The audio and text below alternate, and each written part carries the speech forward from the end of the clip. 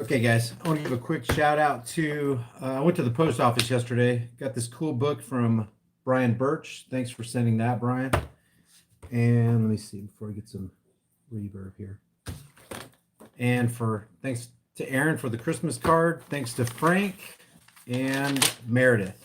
I really appreciate you guys sending me snail mail. If you guys want to send me some snail mail, the link is in the description below. Let me ask you a question. Do you want to be safe? Do you want to live at peace? I mean, I think if you're a sane person, the answer is absolutely yes. Nobody wants to go to bed and there'd be bombs dropping out your window at night. Nobody wants to be driving down the road and there'd be a sniper on the hill sniping at people as they drive by, or people throwing rocks, down on your, or bricks down on your car. Nobody wants to fly an airplane and think that, you know, you could be sitting next to a passenger who has a bomb strapped to him. So we want to be safe. We want to be at peace. And the powers that shouldn't be know this and they exploit it.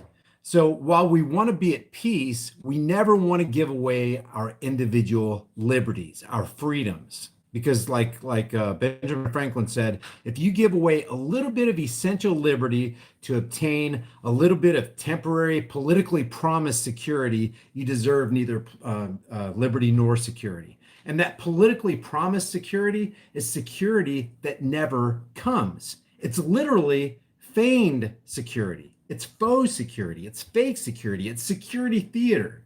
So when we talk about the TSA, we're literally talking about security theater to such an extent where even mainstream CIA infiltrated Operation Mockingbird 24/7 propaganda, Operation Control, Operation Mockingbird, psychological operations media admits that TSA is 100% or 95.9% security theater. And I'm going to show you what I'm talking about in a second. And stay tuned, guys, because this is super, super interesting. I can pinpoint psychological operations. I cannot sit here and tell you that I fully understand what the psychological operation is, other than they always want you to give up your liberty, and they always want you to relinquish a little bit more of your wealth. If they can take more of your wealth by promising you security, and that's what happened in 2001. In 2001, when remember PNAC? They wrote a document in 1999 that came to pass. They were looking for another Pearl Harbor, and they got it on September 11th, 2001. When the fabricated story. I'm not even going to say much more about 9/11, but because I've already dealt with it in many videos. You guys know what I feel about that. The official story is absolutely the bogus fictional story. But when PNAC wrote their document and they got their new Pearl Harbor, not even, what was it, 41 days after 9/11, they already had the Patriot Act hammered out. Within the Patriot Act, they brought the Department of Homeland Security online, and within the Department of Homeland Security was the TSA. Let me show you something real quick. I want to just show you this. You might be asking yourself, "Oh yeah, well, what does the Department of Homeland Security cost us? What is that costing us, by the way?" Let me see. I got tons of tabs open here. That's the budget for the TSA. Oh, here we go. 2020 budget request to Congress for DHS, that's the Department of Homeland Security, and its component agencies, and one of them being the TSA and offices. The DHS request includes $51.7 billion in discretionary funding, and an additional, on top of the 51.7 billion, we're not talking about million, we're talking about billion. That's a huge number, guys, no matter how you slice it. 19.4 billion for the Disaster Relief Fund, DRF. Yeah, nothing's going to go wrong there. We can completely trust all government functionaries to do everything that they said they were going to do with the money that they've extracted and extorted from us, right? So you might be asking yourself, well, out of that, how much goes to the TSA? But before we get to that, I did a little calculation for us here. 51.7, I'm not even going to count the 19.4 billion, $51.7 billion. Here's the equation right here. Divided by 365 days in a year. Every single day, guys, 139,726,027.39 every single day. Let's even break that down further. Divided by 1,440 minutes in a day. $97,031.96 every single minute for the Department of Homeland Security. $97,000 a minute. $139 million a day for DHS, the Department of Homeland Security. That's utter BS.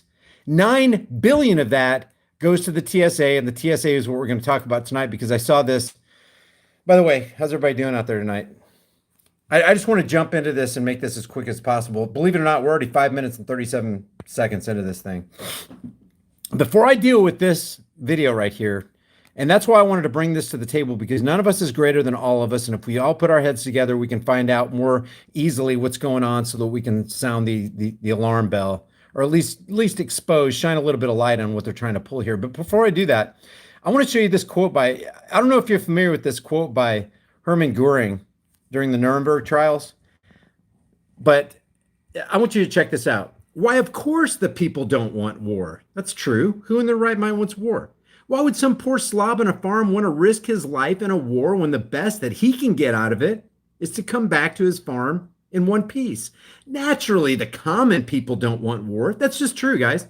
I don't care if Hitler, Goering, Bush, I don't care what psychopath said it. It's just true. We don't want war.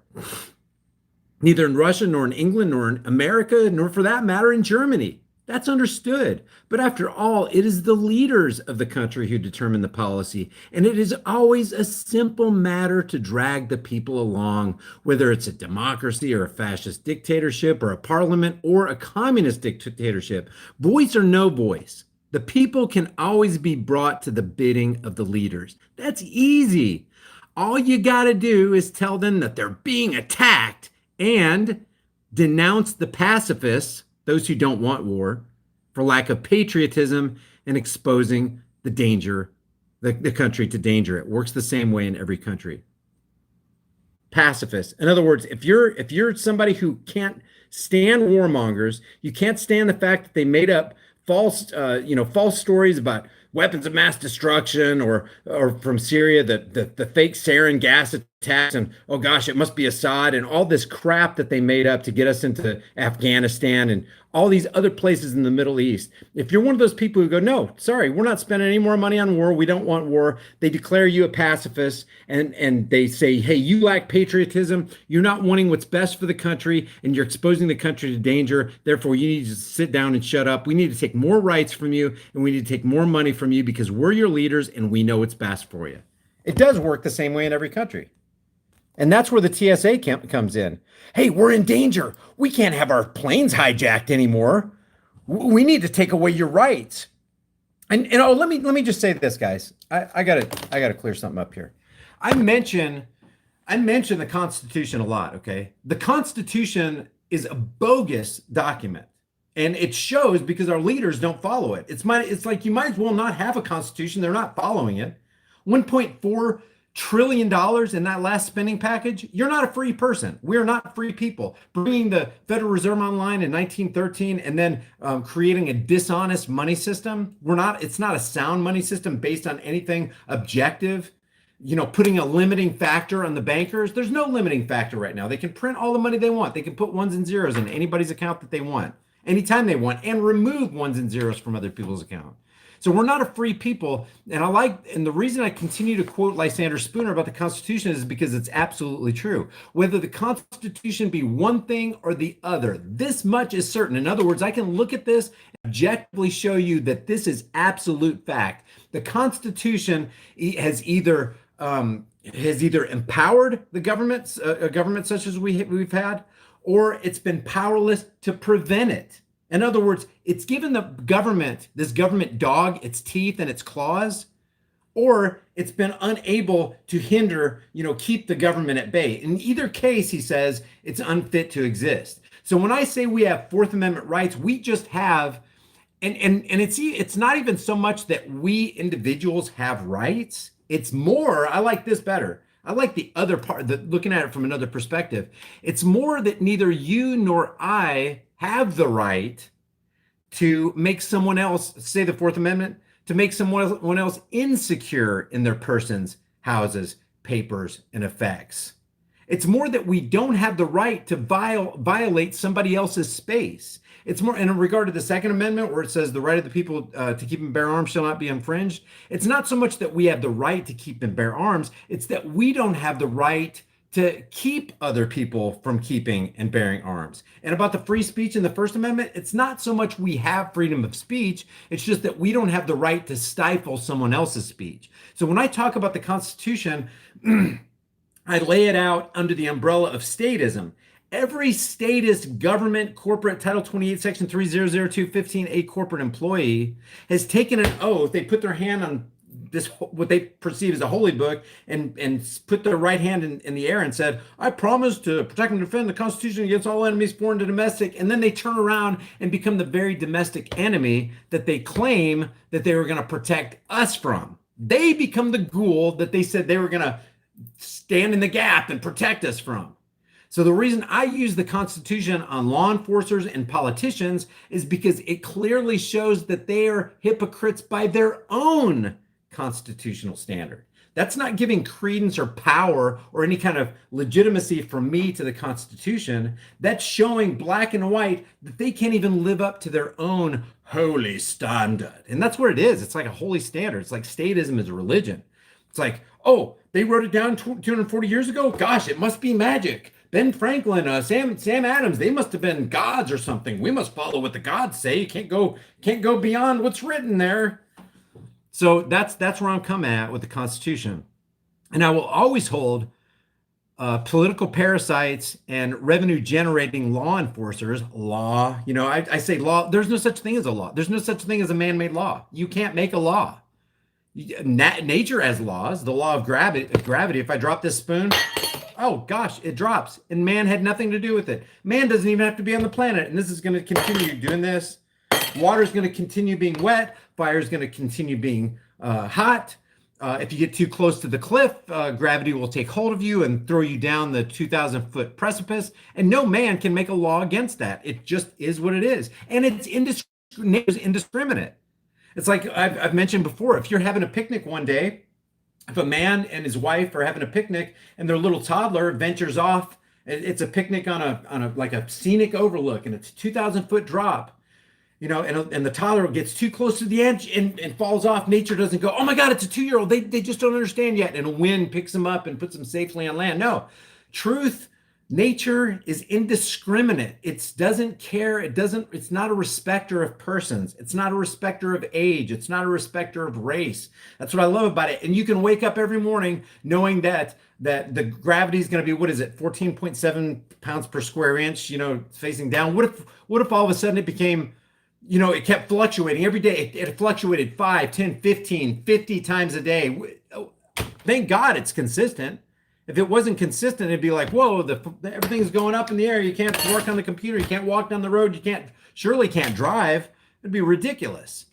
So that's the difference between laws of nature and the laws of men. And remember, the laws of men are nothing more, nothing less than the opinions of politicians backed by the threat of law enforcement force. And laws, man-made laws, would have no teeth if you didn't have a bunch of oath-breaking law enforcers out there. And what I mean by oath breaking is if they just stayed with the First, Second, and Fourth Amendment, the world would just be a better place.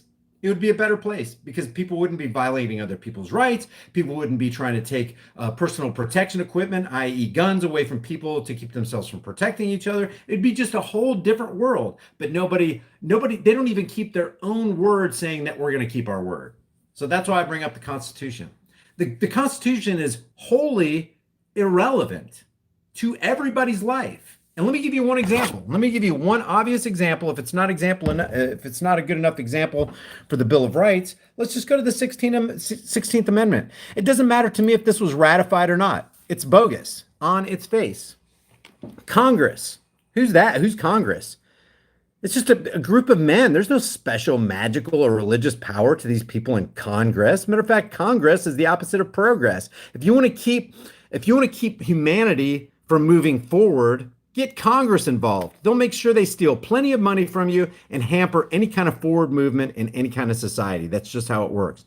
The only reason we have forward movement in our society in the century that we live in is in spite of, not because of government functionaries.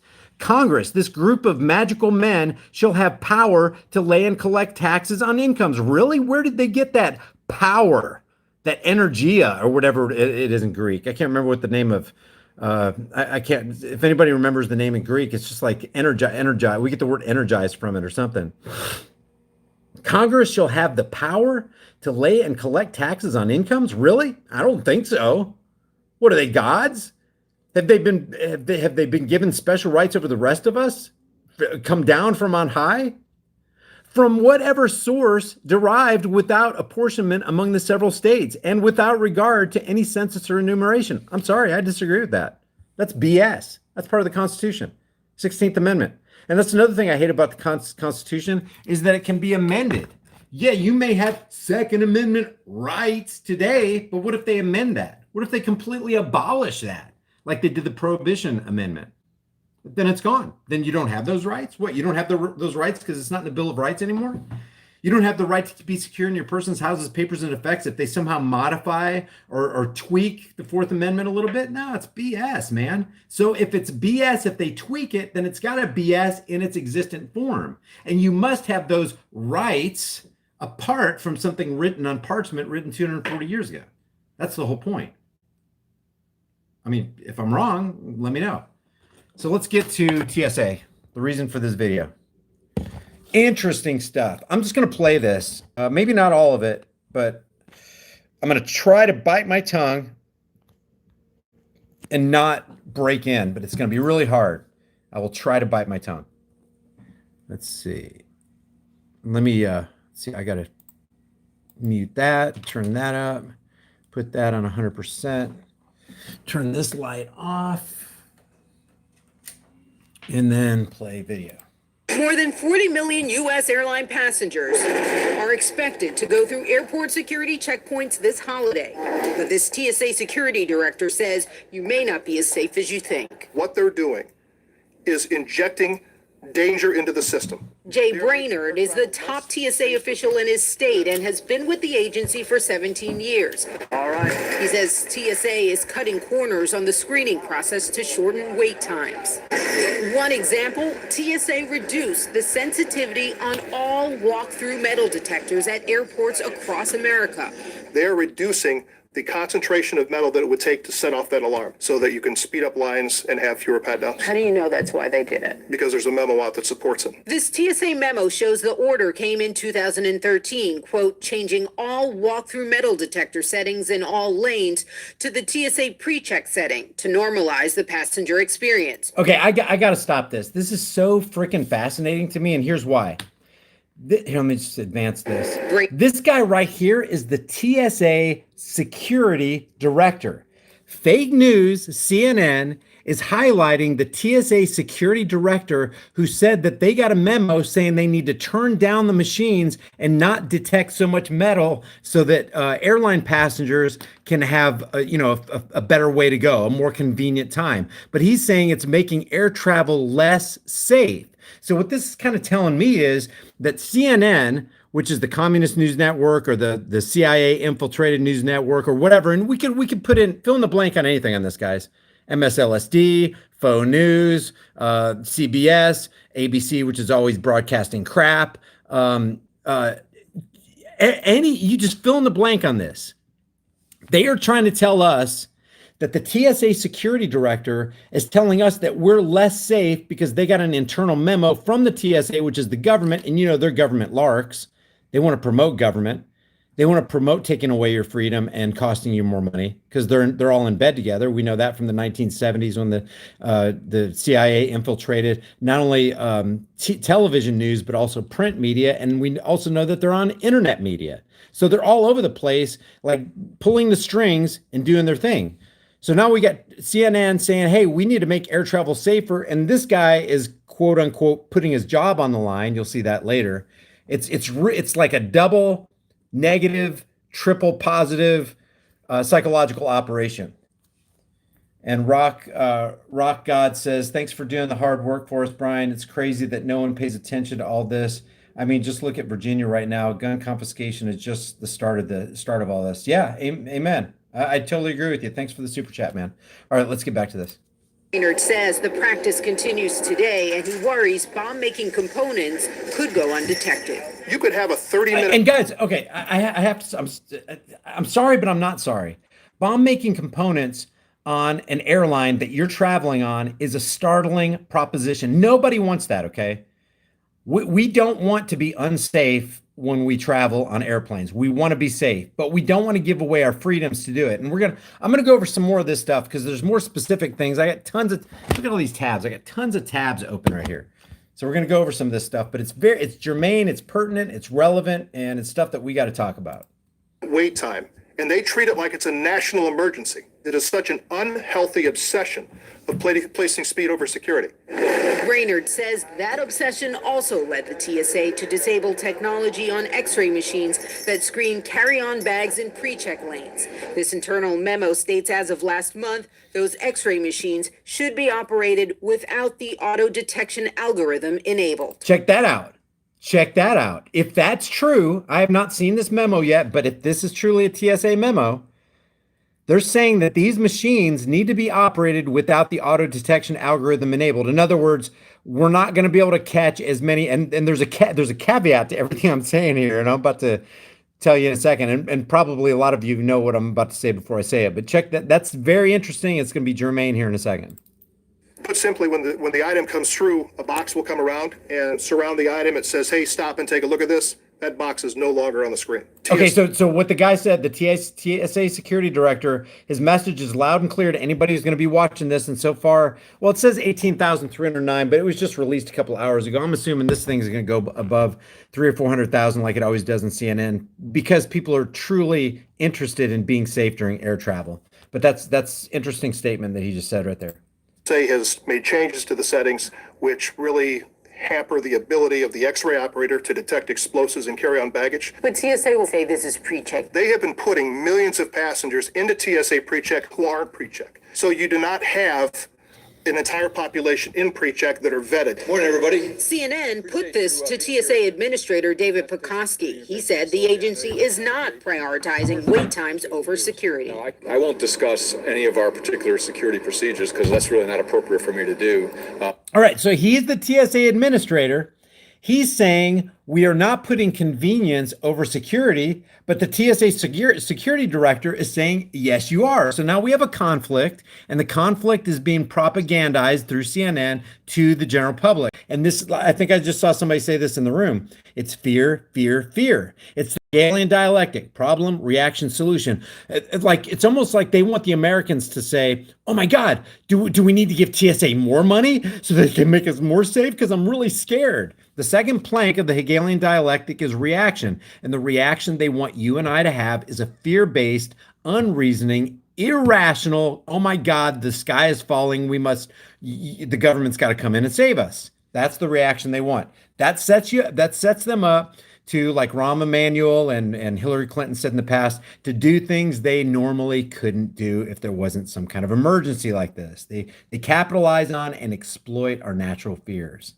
But rest assured that we do provide the level of security that we think is appropriate based on the risk of the passenger. Brainerd says the issues he's raised are especially problematic for an agency with a 95% failure rate. Okay, that is the one I wanted to capitalize in. Going into this news story, TSA already has a history. There's something called a red team test, and and this is amazing. This is another double psychological operation that I don't fully understand. But you would think if the federal government conducts something called a red team test on its own agency, which is the TSA, they wouldn't tell the public that there's a 95% failure rate, because CNN is reporting on this, and this is absolutely true. Let me just show you.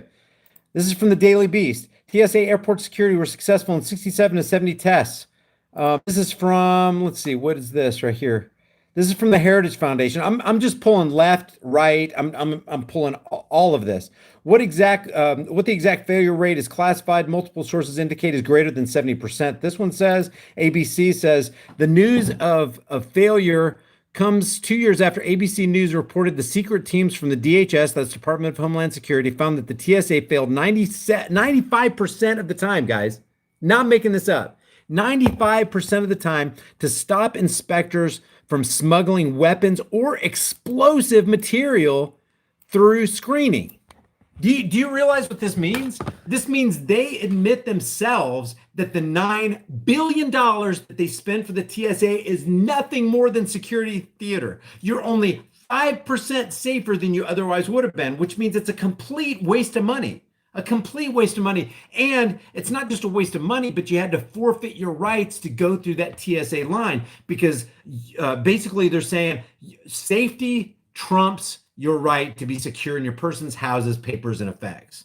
And I'm talking about your person. They ask for your ID, they scan your luggage, they x-ray you, or they molest you. Personally, I go through the molestation line, not because I like to get felt up by the old man in the blue shirt. It's because I don't want to, 20 years from now, them to go, oh my gosh, guess what? All these people that went through these x-ray machines, they got these tumors growing on them and they're dying of cancer en masse. I would rather have a momentary, inconvenient, patting down with the blue gloves than to get, it's radiation and molestation practices. That's exactly what's going on in the TSA. So if I travel air, which I don't think I'm going to do because as hard as it is for me to say, I would rather travel by air. If I was going to travel to do a man on the street interview in Maine or in California, I'm in the almost the dead center of the United States. It's going to take me a long, long time to drive.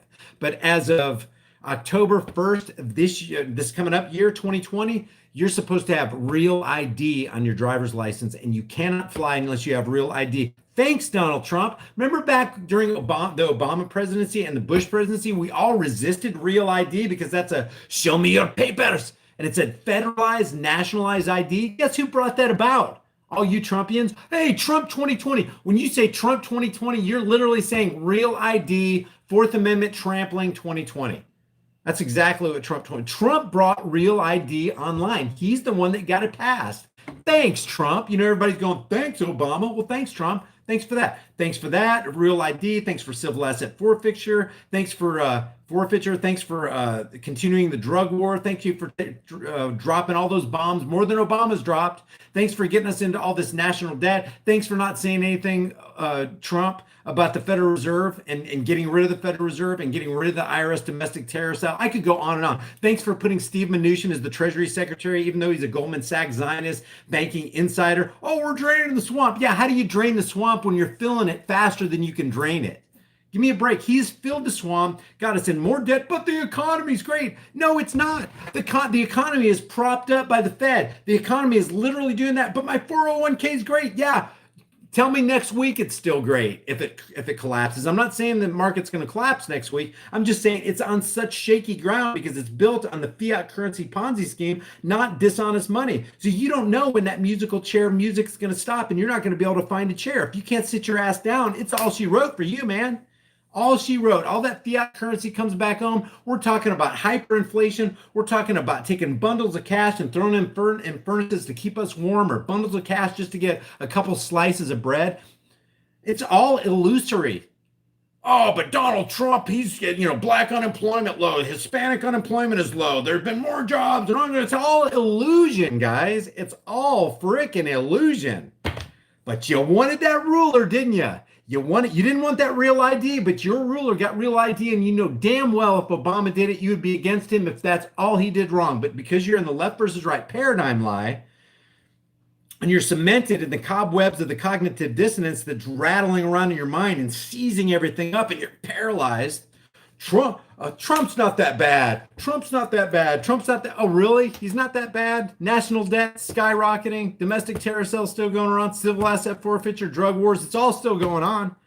Hell, if I was the government, if I was the president, and I was sitting behind that desk at 1600 Pennsylvania Avenue, and I'm the man, I'm the leader of the free world, the first thing you'd think you would do is look up, how do we get rid of the drug war? Let's just stop it right now. Executive order. I don't care what Congress says. I don't care what the Senate says. I don't care what the House says. I don't care what the judiciary says. Get rid of the drug war. It's failed. It's costing us so much money. Wait, there's an income tax? Number two, I'm getting rid of the income tax, damn it. Oh, wait a second. We still got an IRS. Number three, I'm getting rid of the IRS. No more taxes. Every April comes around. I'm the president of the United States. I'm making executive order. Let's just call it executive order 100. I'm starting over. Executive order 1. I'm getting rid of the income tax. You know why he can't do it? Either he doesn't want to do it or he can't do it because he's not the one in control. In either case, why the hell are you asking for a president? They can't even do a simple thing like get rid of the IRS, but all those people will lose jobs. Yeah, you're going to get rid of so much immorality. Prosperity will increase like you never dreamed possible if you get rid of the IRS. Can you imagine not feeling the weight and the pressure of, oh my God, I got to get my taxes done? You know as well as I do when April 15th goes around, you're just all stressed out. It's like, God, they take so much freaking money from me. When I work overtime, it's like I might as well you're not even incentivized to do better. When you're not incentivized to make money in this country and you're working harder, it doesn't give you anything more. It doesn't put more clothes on your kids' back. It doesn't put more food in the refrigerator. It doesn't help you repair the house that you already have. When you got that going on, where's the incentive to work and to produce and to be a good member of society? It's not there. But if I was the president of the United States, and if you were to, you'd freaking call all the troops home. You want to secure borders? Just bring the troops home. We can do this in increments. I'm not saying I'm for the troops or for military, but one of the best things we could do is just bring all those people home. I don't want them dying out there in some flea-infested sand pit. Do you? I'm president. They say I'm the leader of the free world. Everybody says I'm the leader of the free world. I'm going to act like the leader of the free world. This is my executive pen and my executive piece of paper. And dang it, goodbye, IRS. Oh, let's address the Federal Reserve. We need to bring a sound money system back. Let's stop nation building. Let's sell all of our assets. Get rid of the Pentagon. They do nothing but waste money. What are you going to do for national defense? Guess what? We'll figure it out, and we can do it in a moral way, not an immoral way. How are you going to build the roads? What about the schools? What about the bridges? We're not going to have clean running water if you were the president. Yeah, watch. Can you imagine the prosperity? Roads? Who knows? Without government, we might not even need roads. Maybe we'd have hovercrafts that don't require roads. You know as well as I do, the only reason we don't have cars getting 300 or 400 miles to the gallon is because of the government.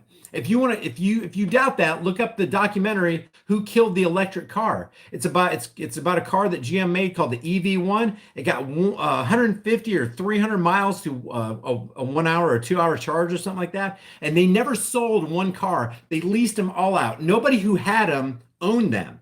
So they could be recalled at any time, and they did recall them. They recalled every single one of them. The only one that's left, well, there's two of them left. One I think is in the Smithsonian, and then some other collector had it because he finagled something, but it's all disabled. It can't run. But they took all those into the Mojave Desert, dug a trench, and threw them all in and just crushed all those electric vehicles. Why? Because the government doesn't care about the economy. The government doesn't care about you. The government doesn't care about the environment. The government only cares about transferring money and power from the people to the political parasites and their Zionist overlords. That's how it works. That's how this world works. Don't take comfort in the fact that there's a Trump behind the desk. It's as stupid as somebody taking comfort in a Hillary behind the desk. Well, we're doing way better than we would if Trump. Well, how's that if Trump's just a figurehead puppet who can't get the IRS off your back? If you got a president that can't get the IRS off yours and my back, what good is he?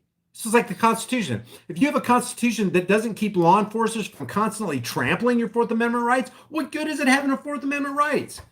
If you got a Congress who doesn't care enough to respect the Second Amendment and they're constantly trying to gun grab, what good is having a Second Amendment?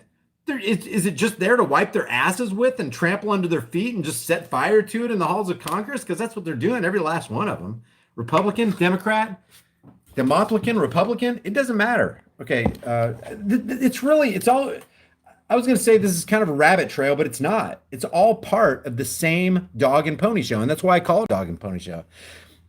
That's why Juvenal said, give them bread and circuses and they shall never revolt. They won't revolt. Come on, they're not going away from government because you're giving them bread and you're giving them stuff. You've created an entitlement mentality. People expect it. Here's another one from the Washington Times about, I think I had one up where they were, well, you don't need it. They do red team tests. 95% of the time they fail. Here's another one. While significant, the statistics are on par with 2015 report that found TSA agents failed 67 out of 70 times. Guys, if you failed 67 out of 70 times, you'd lose your freaking job. But the reason people don't lose their jobs and the reason the government continues to stay in quote unquote business is because they eliminate all the competitions. Do you not realize that we would have safer airports if you just let the free market do their thing? much safer, because there'd be quality control and people's heads would be on the chopping block if they had this kind of, even close to that. If they had 6 out of 70 failures, they'd be out of there. Once again, indicating a 5% success rate, which let's talk about it. It's a 95% failure rate. It's laughable. $9 billion a year. Here's another one. TSA screenings fail to spot weapons most of the time, agency says. So you could literally be sitting beside somebody who's strapped with bombs because they would have missed it. You have a 95% chance. And you know what makes it more dangerous having the TSA there? The false sense of security. Now, and it's worse to be in danger and not know it. It's like you're out on that boat. Well, they told you there were no sharks in the pond. So you're going, you're just dangling your feet in the water. God, what a sunny day. This is great. Hey, kids, jump in. Yeah, water's fine. This is great. And the whole time they told you there were no sharks in the water.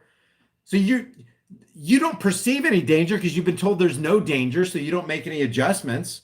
You don't adjust your actions and make yourself safe. You're depending on the word of somebody else that you are safe. Same thing with going into an airport. In the airport, you think you're safe, but you're not. As a matter of fact, you're 95% to the negative not safe. Now you think you're safe and you're not. Whereas before you were taking precautions, everybody's looking around, you got their back, they got your back. Hey, something doesn't look right about that. And you interact. Now you just kind of let go, put it on cruise control, get in the back seat and let TSA do all the driving for you. That's what's bad about government, this false sense of security. I'd way rather know that I'm in danger so that I could potentially do something about it than think I'm in safety when I'm in way more danger than I ever thought. What a load of crap. Load of crap. So I asked the question, okay? Here's TSA's fiscal year 2020 budget request. I'm not going to, it's $9 billion is what it comes out to. So I know this is Wikipedia. You got to take everything with a grain of salt, but I was kind of pressed for time and we can double check this. But I asked the question of how many airline bombings were there pre 9/11, 2001? It says commercial airliners and cargo aircraft have been the subject of plots or attacks by bombs and fires since near the start of air travel. So I was like, well, when was the? Hey, let me ask you a trivia question, guys. Let me ask you guys about what year was the start of commercial air travel? Because I didn't know this. I approximated and I was 10 years off. But do you guys know what year was the official start of air travel? Let's see if you guys can get this. This will be fun. What year? 30s? Nope. 50s? Nope. 1939? Nope. Pre-1939, pre-1920. You're getting closer. 50, 61? Nope. Start of commercial air travel. The official start. 1912 was the closest one. It was 1914. 1914 was the official start of air travel. Tony Janis conducted the United States' first scheduled commercial airline flight on 1 January 1914 for the St. Petersburg Tampa airboat line. I just thought that was interesting. So I thought from the inception of air travel to up to 9/11, pre-Homeland Security, pre-TSA, how many bombings actually took place on airliners? And this says one list describes 86 cases related to airliner bombings. And so you're talking about, let's see, 87 years. So 86 cases in 87 years. So like one bombing a year. That's a lot of flights, especially when you got past the 1960s and 70s when air travel became a thing, really started ramping up. You're talking about a lot of flights and you only had 80. Now I'm not downplaying the 86, okay, guys? But with the millions upon millions of flights going back and forth, that's a pretty insignificant number. And it does not justify. I forgot to tell you I did $51 billion a year for the Department of Homeland Security. It does not justify a $51.7 billion a year Department of Homeland Security or a $9 billion a year TSA by any means. 53 of them resulting in deaths, and it actually has. The first one where bombing was involved was in 1933, 1949, 55, 55, 59. 55 was a bad year. There were 2 in that one year. 61, 62, 65. So you have all these right here before 9/11. And it's got the exact, what happened, how many people, it's got in this column right here, how many people died. So that was the danger of air travel. And got to tell you, 86 and 87 years, not real dangerous. No justification for DHS, but they had to push it through because the creators of PNAC knew if they could capitalize on the fear of the American people under the Hegelian dialectic problem, reaction, solution. The reaction is going to be a fear-based reaction, no logic to it. Just trust the government. And it's another thing. Knock, knock, knock. Hey, we're from the government. We're here to help. I don't, Ronald Reagan was a political parasite, but and somebody asked me this the other day, how can you possibly quote like Thomas Jefferson and Ben Franklin and Sam Adams and their Freemasons and Ronald Reagan? Guys, truth is truth. I don't care who says it. It doesn't matter. I'm not quoting Ronald Reagan saying I'm supporting Ronald Reagan. I'm quoting that what he said is true. He said 9 of the most dangerous words in the English language are, I'm from the government, I'm here to help. That's true.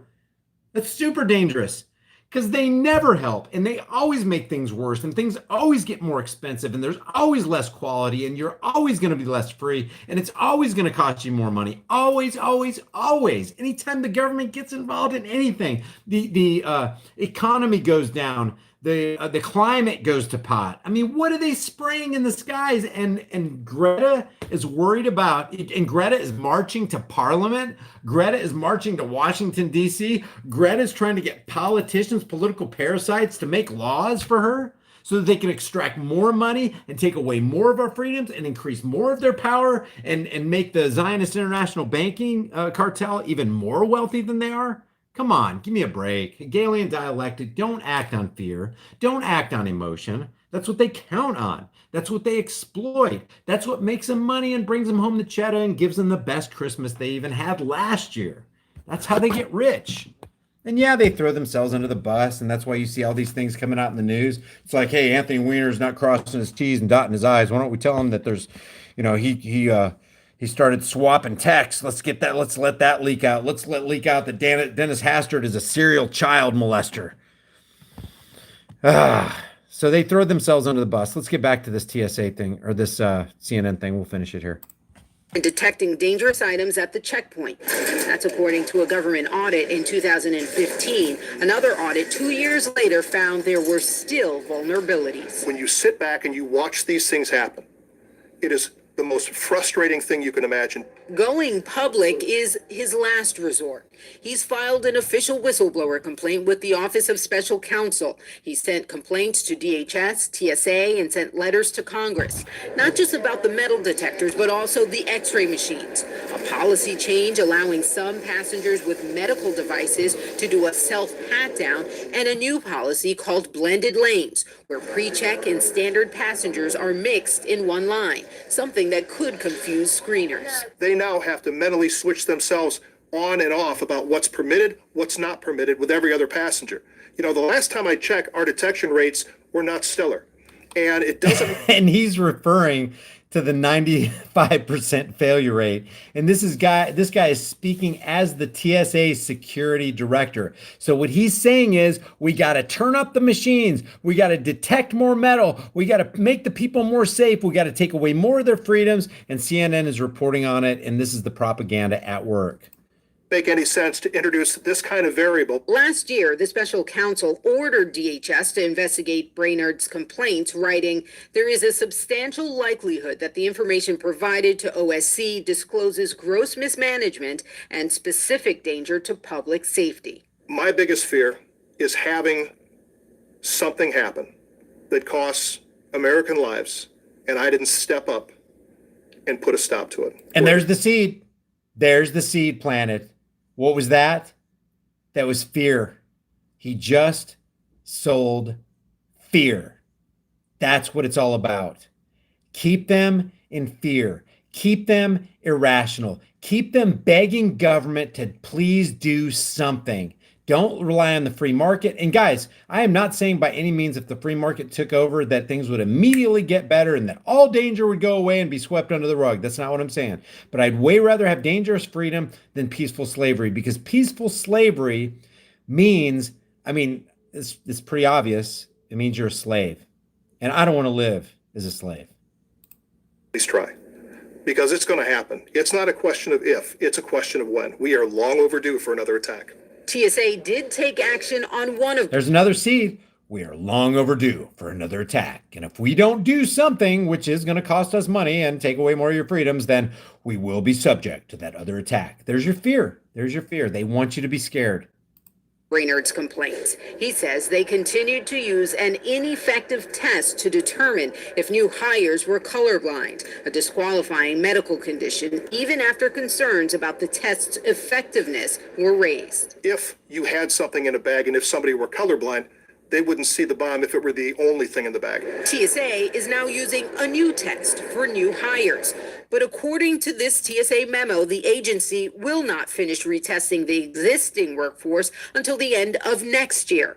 Brainerd knows, despite whistleblower protections and consistent top ratings on his TSA performance evaluations, speaking out could cost him his job. And I fully expect that the first discussion that they're going to have is how they can fire me. But he believes these issues are too urgent to keep quiet. You believe that? I do not believe for a second that that guy put his TSA security director job on the line to go on to CNN, on a global news, quote unquote, news station, fake news station, to because he's concerned about the next bomb that may be on the plane. We need to turn up. He did not put his job on the line, guys. This is all according to the script. This is all according to government protocol. This is all to they got to constantly refresh Americans' minds. You got to be afraid. You got to be afraid. You got to trust government. You got to put your lives in our hands. You got to put your liberties in our hands. And oh, by the way, you got to pay us more money so that we can enact these new laws that are going to make you more safe. New laws don't make you more safe.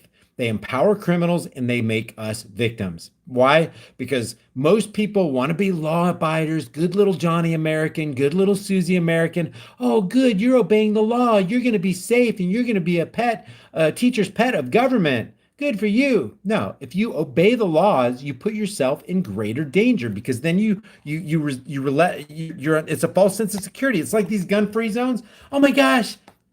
How can you even think that you're going to be safe in a gun-free zone when history teaches that gun-free zones are the most dangerous places on the entire planet? 98% of all mass shootings since the 1950s have taken place in gun-free, criminal empowerment, victim creation zones. That's exactly what they are. They might as well not say gun-free zone. It might as well say criminal empowerment zone, victim creation zone. How about this? Fish in a barrel zone. But people feel safe because they trust their legislators and they couldn't have ever steered us wrong. We can't look back in the pages of history and see that government's done anything wrong to us. Oh, this is so great. I feel so safe standing in the post office, disarmed for your convenience, Mr. Criminal. Yeah, never mind the fact that in the last 100 years alone, over 250 million, that's with an M, that's 250 million people died at the hands of a government that those people trusted to keep them safe. That's 250 million people dead, and we're not counting wars in that. 250 million people who trusted their government died at the hands of the government they trusted. And you're going to stand in that post office, drive through that school zone, go into that bank disarmed? Or you're going to abide by the rules of Walmart that says, we'd really prefer that you not be armed. Basically, what they're saying is we'd really prefer that when you walk into our store, you make yourself as much of a victim as possible. And it's sending a message to all the criminals going, holy schmackerel, hey, Frankie, we got us a bonanza. That the politicians did us another solid, boy. I'll tell you what, we're going to go in there and we're going to be like gods. Just go in there into the bank and we got lock, stock, and barrel. This is great. Put away your knives, get out all your automatic weapons because they're illegal and all the law abiders are going to be our victims. Just pony up. This is great. Any law makes a criminal just have dreams of getting rich off the backs of legislative nitwits who are in Congress making you a victim. That's what it's all about. Emily said in the chat room just a couple minutes ago, Emily mentioned Operation Northwoods. I don't know. It's also called the Cuba Project. Operation Northwoods was a declassified document that was put together by JFK's Joint Chiefs of Staff under General Nemitzer. I don't know if you guys remember this, but basically they concocted a plan and under Operation Northwoods. Guys, I'm not making this up if you've never heard of it. It was a plan. As a matter of fact, we can just like the direct quotes of Operation Northwoods is so off the charts. I don't know how anybody could ever read Operation Northwoods and ever go to the voting booth ever again. Look at this. This is a plan to they plan the U.S. government under the Joint Chiefs under JFK literally concocted a plan to hijack airplanes, kill a bunch of college kids, cause a bunch of mayhem and fear, so that they could actually go into Cuba. Look at this. Look at this. It's a matter of fact, the first here, check this out. I'll just go. The joints. Okay, let me see if I can make this stationary. The Joint Chiefs of Staff have considered the attached memorandum for the Chief of Operations Cuba Project. That's what it's called. Operation Northwoods is the Cuba Project. And the subject is justification for U.S. military intervention in Cuba. What's going to give us justification? Well, making Americans fearful, like we're being attacked. And if you're a pacifist saying, no, wait, we're not going to start a war just because we got attacked, well, then you don't have patriotism and you're putting the country at risk. But if you react the way they want you to react, like in fear, oh, then you're doing exactly what the script calls for. To a request of that office for brief but precise description of pretext which would provide justification for U.S. military intervention in Cuba. And you know what that translates to? If they actually that got off the ground and actually became a thing, Operation Cuba Project or Operation Northwoods, there would have been justification for military intervention, which means you would have lost more of your freedom back in the 1960s if you're around back then. But you know, your sons and daughters would, your unborn sons and daughters, because how do they leverage that? How do they fund that? They don't do it with real money. They do it with credit. And so they lay that burden on future unborn generations. Oh, we can't afford it now. Well, let's kick the can down the road. Let's make your great grandchildren's grandchildren pay for this. That's worth $23 trillion worth of debt because of all the wars primarily. Wars are very expensive and they make bankers a lot of money. And if there was no profit in war, there'd be little incentive for peace. But because there's profit in war, bankers just like, oh my gosh, we got us another. They're just like the criminals in the bank going, please, politicians, make more laws. Please make more laws because we don't regard your laws. Your laws are nothing to us. But there's something to law abiders. Boy, if you abide by the law, you have put yourself behind an 8-ball in life you will never get out of. Ever. So it was justification for war against Cuba, but look how specific they got, guys. This is crazy. That anybody could read this declassified document and continue to push that button and pull that lever for some political psychopath to be their president is, I don't even understand it. When I heard about the Cuba Project, I was like, holy Matt, what planet do I live on? Check out this wording. These are plans of them. An aircraft at Eglin Air Force Base would be painted and numbered as an exact duplicate for a civil registered aircraft. Guys, this isn't Alex Jones conspiracy theorist stuff. This is the Joint Chiefs of Staff under Nemitzer in JFK's cabinet who put this together. Belonging to a CIA proprietary organization in the Miami area, at a designated time, the duplicate would be substituted for the actual civil aircraft and would be loaded with the select passengers, all boarded under carefully prepared aliases. The actual registered aircraft would be converted to a drone. Sound like any event that happened, say, I don't know, on September 11th, maybe somewhere around the year 2001. I don't know. That sounds pretty interesting to me. But no, they would never. That was back in the 60s. They would never do that today. Not going to happen. So I must be just a conspiracy theorist. Guys, this is the government's own declassified document. Yeah, somebody super chatted 2A. Excellent point. USS Liberty attack, 9/11, Building 7. USS Liberty, yeah, we'll get to that in a second. I'm glad thanks for reminding me, guys. See, none of us is greater than all of us. Check this out. B, this is only some of this. I urge you to go to Operation Northwoods and read this document. Just read it. You would think somebody made it up, like some conspiracy theorist made it up or something. Takeoff times of the drone aircraft and the actual aircraft will be scheduled to allow a rendezvous south of Florida. From the rendezvous point, the passenger carrying aircraft will descend to minimum altitude and go directly into an auxiliary field at Eglin Air Force Base, where arrangements will have been made to evacuate the passengers and return the aircraft to its original status. The drone aircraft, meanwhile, oh yeah, tell me more. To its original status, the drone aircraft, meanwhile, will continue to fly the filed flight plan. When over Cuba, the drone will being transmitting, I think that's a typo, on the international distress frequency a Mayday message stating it's under attack by a Cuban MiG aircraft. The transmission will be interrupted by destruction of the aircraft, which will be triggered by radio signal. And then guess how you make that popular? You give it to the mainstream fake stream news, who are already in your back pocket, the back pocket of the military industrial complex, and make this thing go viral and strike hearts in the minds of all the viewers, so that the pump is primed to just give away your freedoms. How much money? We just got to do here's my money. Take my freedom. Oh, you got to arrest me. Institute a curfew. Tell me when I can't do this. Take away all my weapons. Oh my God, I'm just so scared. It's just irrational, guys. They're playing on the irrational fears that we all have dormant inside of us, every single one of us. I'll just read another part. I wasn't planning to do it. I'm so glad you brought up Operation Northwoods, though. Let's see if this is a bad copy. Let's see. Oh man, I want a good copy so you can actually read it, because this paragraph is really good. Shoot, that's the best one I see. That's the highest resolution. Hopefully you can see this. Let me tilt my computer up so I can get my. Here, I'm going to take my camera off this and get it close. Let me do this right here. Darn, sorry.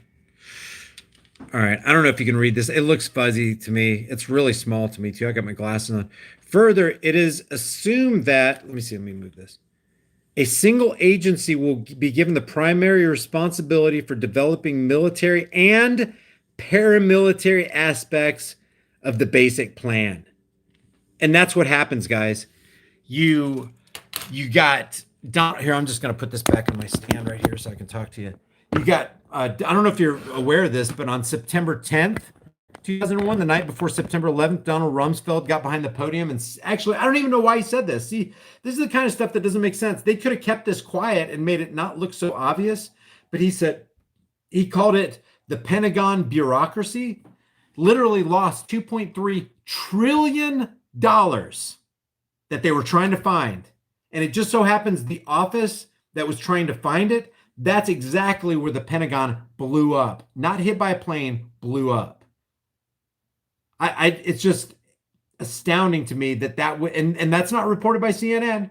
That's not reported by ABC or CBS. The only way you really know about that is alternative media sites on the internet. Thank goodness we had internet back in 2001, kind of still in its infancy, but people just started digging and probing and asking questions and saying, hey, there's something not right about this. Why did Building 7 drop at 5:20 p.m. the later that afternoon when it wasn't even hit by a plane? And why did the BBC, Jane Stanley, why did she get up there and report that Building 7 had already fallen 20 minutes before it actually fell? They obviously had inside information, and you're going to call me a conspiracy theorist? Why don't you answer that question right there? Well, it was a glitch. A glitch? How do you report on an event that's supposed to happen? A 47-story steel frame office structure, the BBC reported, fell 20 minutes before it fell, and while she's reporting on it, it's still standing in the background. All you got to do to see that 9/11 was, and the official story is a complete farce, is look at Building 7. You don't even have to look at anything else. Nothing else. I mean, you know, it's good to like add more evidence to it. Like, how did 110-story steel frame buildings come down and just get pulverized? Because you would think if 110 stories is just stacking up down on top of each other, and there's like 75 or 80% healthy structure that wouldn't collapse, even if the top 47% was destroyed, the remaining whatever would still be healthy. It wouldn't pancake and collapse like that. It would stop somewhere. and the pie would be way higher, but it got pulverized, and tons of people got cancer, and there was thermite. And it was still burning into the streets for, what was it, 5 or 6 months, to the point where firemen were testifying that their boots were melting 6 months later, just walking on the rubble, 3 months later, something like that. Don't hold me to that. But their boots were melting, and they were saying it was melting. And then the testimony of all the New York Fire Department guys going, yeah, it's like we heard this pow, pow, pow, pow, pow, pow, pow, pow. It was just coming down like it was a controlled demolition or something. Everybody said it on that day, and then all of a sudden that story went away, and now it's no big deal. No, the government has the official story. We got to believe them because they're here to help us. Never mind the fact that we've been in Afghanistan now for 18 years, guarding the poppy fields for the CIA. Man, the only way marijuana can hurt you is if 20 pounds of it falls from a CIA airplane, because they're the biggest drug runners on this planet. So that's Operation Northwoods, guys. That's pretty much all I got to say about the TSA. I'm gonna log in here and get. I saw some super chats, and I don't want to leave you guys out in the cold. I really appreciate you guys supporting the channel through those super chats. If you'd rather support through, I'll ask my admins if you want to put the PayPal and Patreon links below. If you support my channel through PayPal, 100% goes to making more videos. If you support me on the super chat through YouTube, they take 30% off the top. So if you give $100, they get 30 of it, which sucks. I mean, that's an amazing chunk of money that they take there. So let me go to I'm going to go real quick to the super chats. I appreciate you guys hanging out. And I really thank you. Oh yeah, USS Liberty. Man, you guys are awesome. There's no way I could just think of all this stuff. That's what I love about it. None of us is greater than all of us. Let me read these super chats real quick.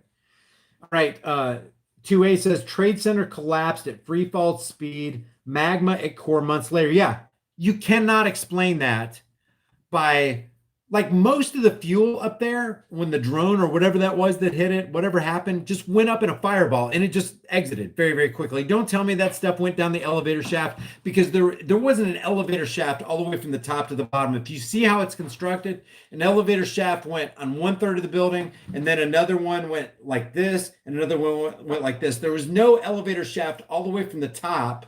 Even service elevators weren't all the way to the top, all the way to the bottom. So explain how all the glass in the lobby got destroyed in both buildings. And you can see it on video, and you can see the firemen talking about it. It's like, what the hell happened here? What happened here? Barry Jennings from Building 7 saying, oh my God, the entire lobby was destroyed like a bomb went off, and it wasn't even hit by a building, guys. Was not, maybe some debris, but it was like over a football field away from building 1 and 2. Crazy, crazy stuff.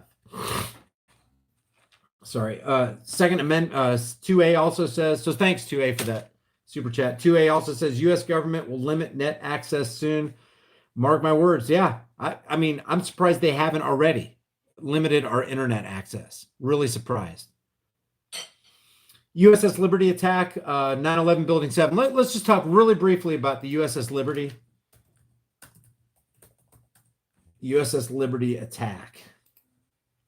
By the way, we went into Vietnam under a false flag.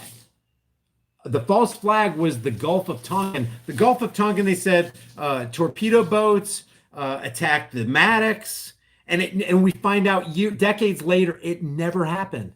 It never happened. I can't remember the guy's name, but he said it didn't happen. Didn't happen like they say it did, but they ran with it. And as a result of that pretext to get into the Vietnam War, which was the Gulf of Tonkin resolution, 59 or 58,000 servicemen died, plus 1.3 to 1.5, what do they call it? Collateral damage. Other civilians died. Napalm, bombs, whatever. Military industrial complex increased. That's when Charles de Gaulle, when things were really heating up in Vietnam, Charles de Gaulle from France looked over at America and going, how the hell are they funding this war? Hold on a second. They just broke the Bretton Woods Agreement from 1946. You know what? Something ain't sitting right with me. Nixon closed the gold window on August 15th, 1971. De Gaulle goes, you know what? Send ships over, get our gold back, give them this worthless fiat currency crap that we got going on here. We're getting our money back. That happened before Nixon closed the gold window, and Charles de Gaulle getting his money back, getting his gold back, was one of the reasons the gold window was closed. He's one of the people that Nixon called because the speculators, the gold speculators, and we're gonna suspend temporarily the convertibility of gold. Well, that temporary suspension has been like 47 or 48 years now. It's ridiculous. So the USS Liberty attack was an incident on the U.S. Navy technical research ship by the Israeli Air Force jet fighter aircraft. They torpedoed that place and bombed it. 171 crew members were seriously burned and wounded, and 34 crew members, Navy men, died because of our ally Israel. This was back on June 8th, 1967. They just kept hitting it and hitting it and hitting it. But Israel's our friend, just kept hitting it, knew it was American, had American flags, had American markings, and just kept hitting it and hitting it mercilessly. But they're our allies, and we given them $3.8 billion a year. That's just above board. We give them way more than that. Give them all this military equipment and stuff. Give me a break. This country is owned by Israel. And we're not going to say anything about the USS Liberty? It's seriously, when you start thinking about this stuff, it makes you so hot-headed. It makes you so angry. I just start sweating, man. It's just like, so thanks 2A for mentioning the USS Liberty. Daniel Delgado, appreciate the super chat. 2A, okay, I already read that. Swy Ocean, USS Maine, USS Liberty, Gulf of Tonkin, Iraq, WMD, Syrian chemical attack, 9/11, Oklahoma City. Yeah, it's like false flag, false flag, false flag, false flag. And in a false flag, it doesn't mean that nobody died. They just use that to promote their agenda. And that's what it is. It's an agenda. And the way you get that agenda going is you have a whole bunch of fearful lemmings going, please save us, government. We'll do anything. We're on our knees begging you, please, please, please kill some more people abroad for me so it doesn't come here. That's basically what you're saying. When you put a political parasite in there, do not expect him to do the right thing. You're crazy if you think that a political parasite is going to have a pen in his hand. See, the pen of a politician, you want to ban something? Ban pens of politicians. The pens of the politicians have killed more than any mass shooter ever could possibly think about killing. Government. 2A says, carry your weapon everywhere. Yes, give yourself the best possible chance for survival in any situation. I don't care if you're out in the wilderness and you might face a bear or a wolf, or if you're in the grocery store or the bank and you might face some criminal that was just empowered by a political parasite. Be ready. It's better to have it and not need it than need it and not have it. By the way, I don't know if you guys know this. I meant to say this, and this is probably the perfect time to do this. Let me see if I can pull it out. I got into the back end of my YouTube channel the other day, and when I went to upload a video, there was a banner on the top that said you can no longer display, hold. Oh, what was it about a gun? Let's see. What was it? Potentially. Yeah. Oh, there's another thing. There's another new thing. It says important. All creators are obligated to take action to comply with the Children's Online Privacy Protection Acts and other laws. Review your channel and video settings. That's one of 4. The second message is new. By default, potentially inappropriate comments on your channel will be held for review. That's a new one, guys. I don't know when that came up, but I just noticed it the other day. And a lot of people have been telling me, hey, Brian, are you deleting my comments? Guys, know this for a fact. I never have and never will delete any comments. And I always use this as an example. There have been some serious sickos that have visited my channel. I don't know if they're trying to get my channel in trouble by putting all this like pedo garbage on there, but there was this one guy in particular, and I think, Trish, you remember that guy? Who was saying some disgusting things about little girls. I didn't even censor that. I don't take, if you guys put a comment up and it disappears, I didn't take it off. But I know what you're talking about because I've left comments even on my own channel and they're gone. There's nowhere to be found. I've even replied to comments and my reply is gone, but the comment stays up. Sometimes I'll reply and the comment that I'm replying to and my comment disappears. So I don't know. It's like a crapshoot. So it says, by default, potential inappropriate comments on your channel will be held for review. I don't want them to do that. Matter of fact, you can push a button to say not to do that, and they do it anyway. Yeah, they. Keys for truth, they. Okay. Number 3 of 4 said, we made changes to our harassment policy to better protect both creators and users from abuse while making sure YouTube continues to be a place for free expression. And number 4 says over the next few days, you may see a decrease in your subscriber count as remove closed accounts from your channel. That's 4 of 4. They don't have the gun thing up there anymore, but the banner said YouTube content creators are no longer allowed to hold, display, or teach someone how to use a weapon or something like that. I don't remember the exact words, but it's pretty interesting. So, they relegate it just to live streams, and that doesn't make any sense to me. So you can make a video to show somebody how to hold or disassemble or load a firearm, but you can't display it on live stream. And the thing that popped into my mind is, okay, it's going live, so somebody may maybe AI like recognizes the image of a gun, and it keeps somebody from maybe committing suicide on a live stream. I don't know. That would be pretty freaky, watching somebody's live stream and them going, you know what, life's not worth living anymore, and end it all. That would be weird. I'm sure somebody's done that somewhere somehow. But even that should not be censored. Censorship is cancer to any society. So 2A says carry your weapon anywhere. I agree. Thanks for the super chat. 2A also says police and government officials don't risk their pension to protect you under any circumstances. Exactly. They won't. And that's why, I don't know if you said that because of what this TSA security director said, but I agree. This guy is not putting his job on the line to make sure America is safe. That's not how they're wired. That's not what they do. There's an agenda about it. Whether I understand it or not is irrelevant. There's nothing but nefarious purposes coming out of any kind of government functionary. Snapzilla Gorilla, what's up, man? What's going on with TSA? Hopefully I've answered that question here. Sean Hannas says the USA is being fleeced. Yep, has been for a long time. At least since 1913 and before. Hey, Brino. Happy holidays, brother. Brino.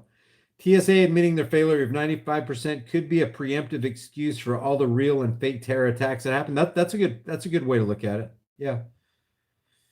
2A says, I like take the guns first, due process later. Donald J. Trump. There you go. Trump 2020. I like take the guns first, due process second. I could play the video, but I've done it so many times, it's kind of like an old hat. If Obama said that, or Hillary said that, or Klobuchar said that, or any liberal said that, Trump people would come unglued. But they don't come unglued when Trump says it, because obviously he's on 5D chess, man. He is on a different level than the deep state. He is operating. How come you didn't say that about Obama? Obama could say the same thing and you'd be all over him, but you're not going to about Trump because he's getting rid of the deep state. He's draining the swamp. No, he's not. No, he's not. Armchair quarterback. Thanks, Jews. Armchair quarterback. Thanks, man. Trolls in the house. Gotta love that dog. Trolls in the house. Life-size box says full body scanners unzip DNA like a zipper. TSA searches that to find research from Los Alamos. Full body scanners unzips DNA like a zipper. Does it? I don't know. Are they doing? I've kind of read something about that, but I can't verify it. I mean, that sounds interesting. Could be. Rock God says, thanks for doing the hard work for us, Brian. Okay, I already read that. I saw another super chat come in, and I'll deal with that, and then we'll vamoose out of here. Hillary for prison. I don't know. How about Hillary for lethal? Never mind. I'm not going to say that on the live stream. That'll grab an algorithm, and I'll be out of there here faster than you can say. Politicians need to. I can't say that either. Faster than you can say. Politicians need to be fed to the shark. Oh, I can't say that. Make sure there's extra blood in the water, honey. Hillary's about to take the dive. Eagle Eyes, check out the USS Liberty Veterans Association YouTube channel for eyewitness accounts. Yeah, actually, that's a good point. USS, can one of my admins go to the USS Liberty Veterans Association YouTube channel? That's actually, I've watched some of those videos. Those guys really put some serious truth out there. Thanks, Eagle Eyes. It's called the USS Liberty Veterans Association admins. If you could do that, that'd be awesome. Thomas McDill says, to me, the Twin Towers look like a controlled demolition. I don't know how you can escape that they were a controlled demolition. You would have to prove that they weren't, actually, because it was a controlled demolition. Oh, Brian, you're crazy. Do you have an engineering degree? No. All you need is common sense. All you need to do is listen to the firefighters. Yeah, it's like boom, boom, boom, boom, boom. It's like a controlled demolition. It's like somebody had it planned. And then you find out that 3 months prior to 9/11, there's a lot of strange stuff going on at night. People there that shouldn't have been there. People occupying the 93rd and the 87th floor and having all these boxes in there that sure look like thermite. I don't know. Who am I? You're just a conspiracy theorist, Brian. You're just a conspiracy theorist. You sound like somebody I know. Who is that? I don't know. Hillary Clinton. Gamer Uprise says, yeah, people think there's no way they can fake the moon. That's the moon landing. I know, man. I know. No, really, we landed on the moon. No, really, it wasn't controlled demolition. No, really, there was no false flag attack getting us into Vietnam. No, really, it was weapons of mass destruction. No, really, al-Assad did gas his own people, even though it would completely work against him if he did that. Just trust us. From the government, you can trust everything that we say. We've never lied to you at all. Moon landing, done. Check. WMD, weapons of mass destruction, check. Give me a break. The reason we have Al-Qaeda is because the United States government. That's why we have an Al-Qaeda. Hillary Clinton spilled the beans on that one, remember? All right, guys. Okay, an hour and 16 minutes. Hey, we're doing pretty good. Let's keep this kind of short. I appreciate everybody joining. Thanks for all the super chats. I appreciate the support. By the way, for all you guys, I'm doing I'm going to extend the, here, I'll just put this out here. I'm extending the, like there's elements of self-defense. I'm extending the shirt deal. It's like 20% off if you just use the code take 20% off of everything. So when you go on checkout, you can see there's security, Department of Security Theater. So I got all the reason I do all these designs is because, and there's legalized freedom is one of my favorites right there. How libtards protect their yards. Teeth-free zone. All guard dogs on this property are toothless. That's about the size of a gun-free zone. So everything in the shirt store, you can get it on a shirt, hoodie, or mug, any design, any size, any color, man, women, children, it doesn't matter. There's Sanford feces, or if you prefer, Sanford shithole, because there's feces running through the streets of San Francisco because, the political parasites really care about people there. There's Anderson Pooper, 24/7 meme stream media lies. You guys know Che Guevara. I also have an AOC Guevara. There's California. We'll just go over some of these real quick. There's let's see if I can get this. Oh yeah, let's see, what does that say? I can't remember what it said. They didn't, oh yeah, back in 75, they didn't take our guns, we shot them. Hey, no promotion of violence there though. 9/11 was an inside job making huge profits for warmongers. Ban assault politicians and fully automatic stupidity. Anyway, all these designs, all these shirts, all these hoodies, all these mugs are 20% off for you guys. All right. Oh, look, say hi to Trisha. You want me to put you on there, babe? All right, guys.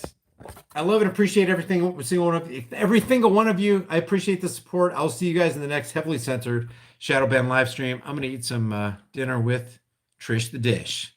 See you guys later.